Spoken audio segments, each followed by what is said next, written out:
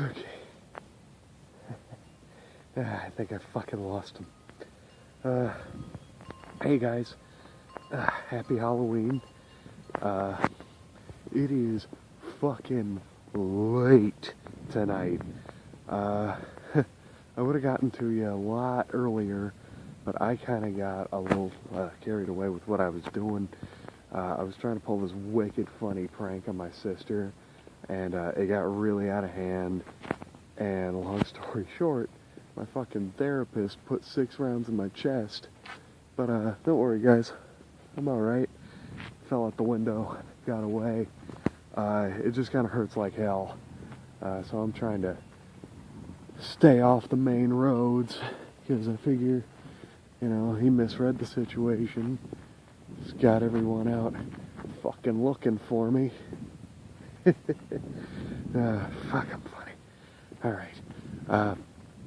So, tonight's video is actually a little bit of a cheat. Because it's not something from my childhood. It is dark out here, you can barely see me. Anyway.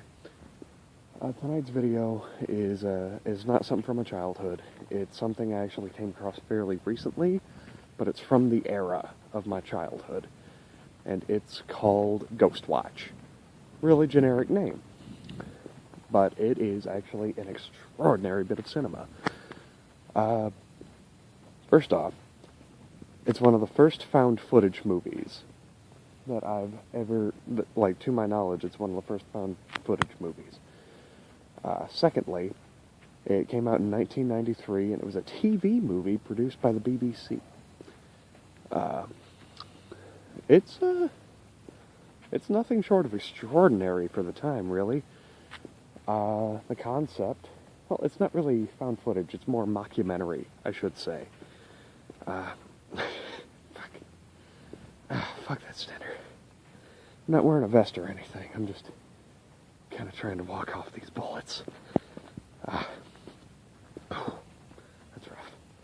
Okay, anyway, it's a mockumentary about this news station, and they actually used a lot of the actual broadcasters to do it, like actual BBC broadcasters, which I thought was really cool. They are investigating a haunting in Britain, like a supposed haunting that this family was experiencing in Britain. And it's really cool the way they do it, because it's supposed to be like a live stakeout for ghosts and stuff here. And, like, it's almost hard to describe what they get into, because it's very slow-paced, and it's actually a lot of fun at first, until shit starts to happen, and it's very, very, very believable. One of the great things that they do is they keep jumping back from the house to the studio, the Ghost Watch studio, which is supposed to be like their live special.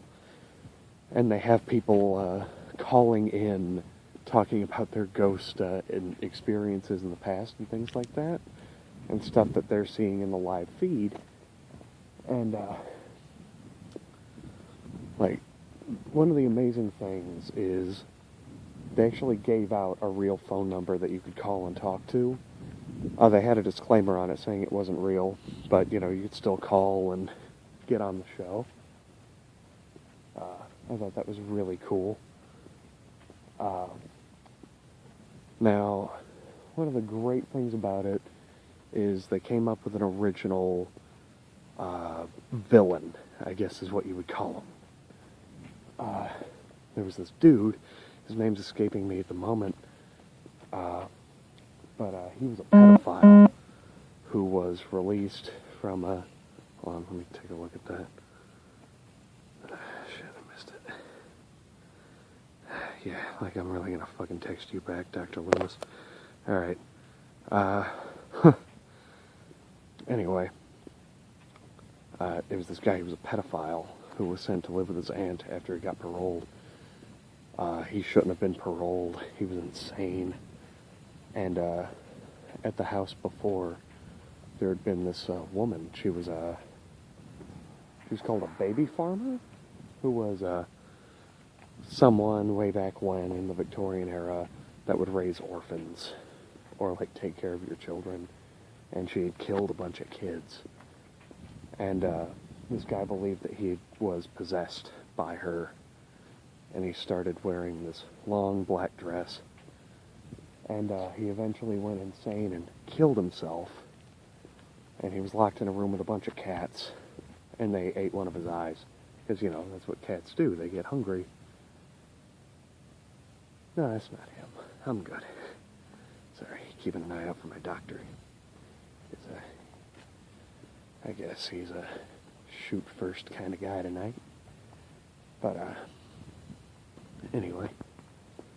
And, so he's actually the supposed one haunting the house. And, it's really fucking creepy. Because the first time the family was having encounters, they were, like, you know, the mom was trying to keep them reassured. So she just said it was the pipes rattling. So the little girl refers to the character as Pipes.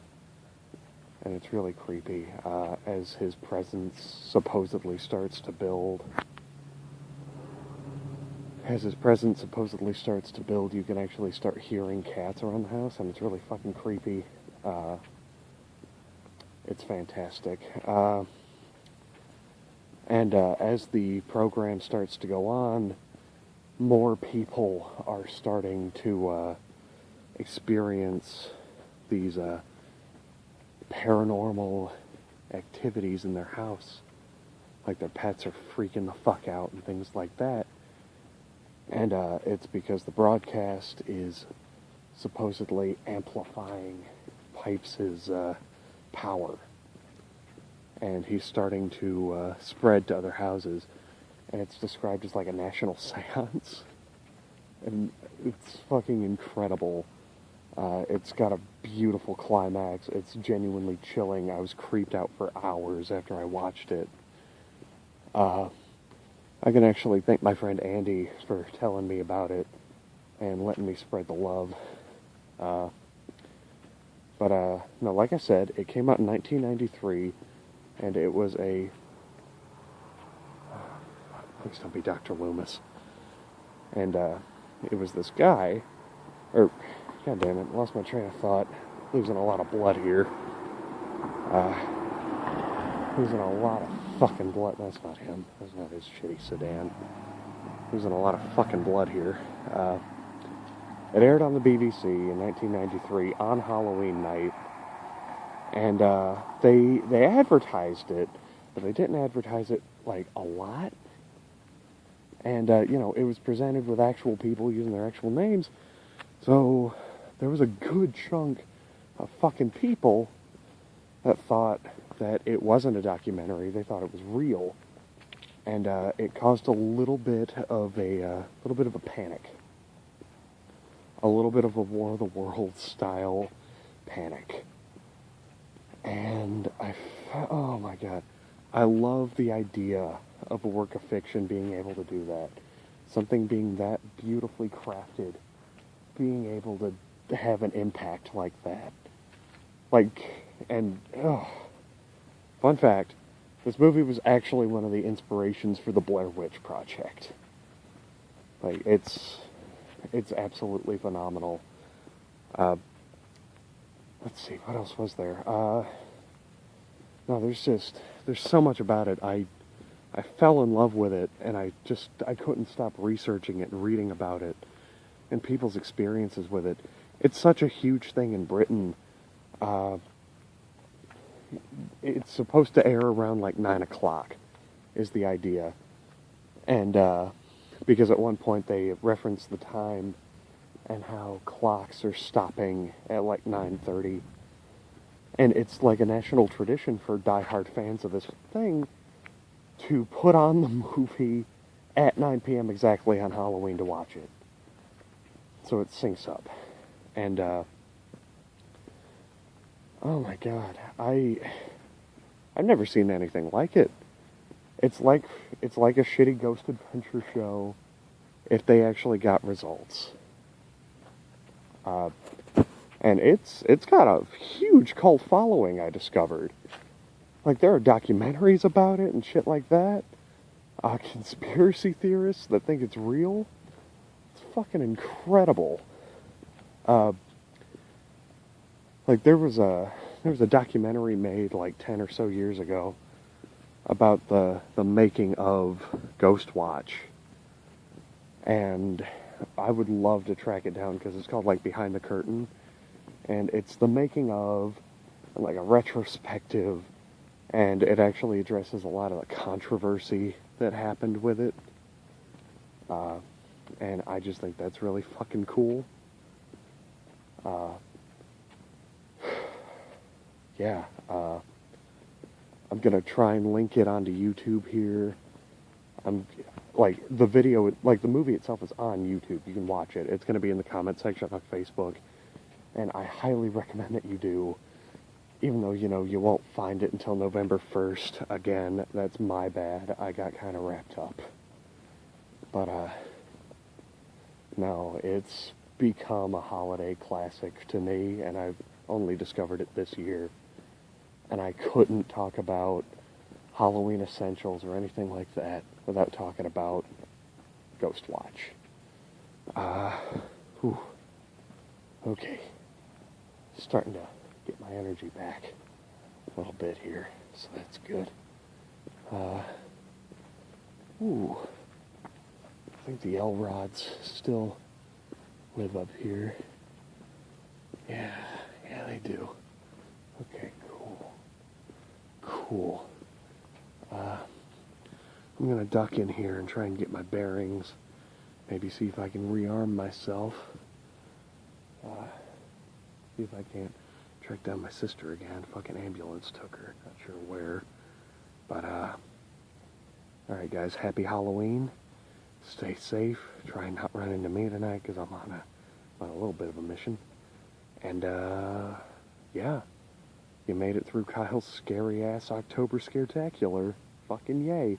There were times that I didn't think I was going to pull that off. In all fucking honesty. But, yeah. I'll try and make another video soon. But until then, you know, stay fucking spooky. Happy Halloween. I've done like 3 false stops at this point. I've never done anything like this, like a video diary or anything like this, and I'm really glad that I was able to stick to it, even if a couple of the videos ended up being late. I'm glad I was able to commit to doing all the videos. And I'd love to do it again. I'm hoping to do it again next year. Anyway, yeah. Kyle Scary-ass October Scaretacular, the final chapter, Ghostwatch. That's where I'm at. Like I said, happy Halloween. Hope you had a good one.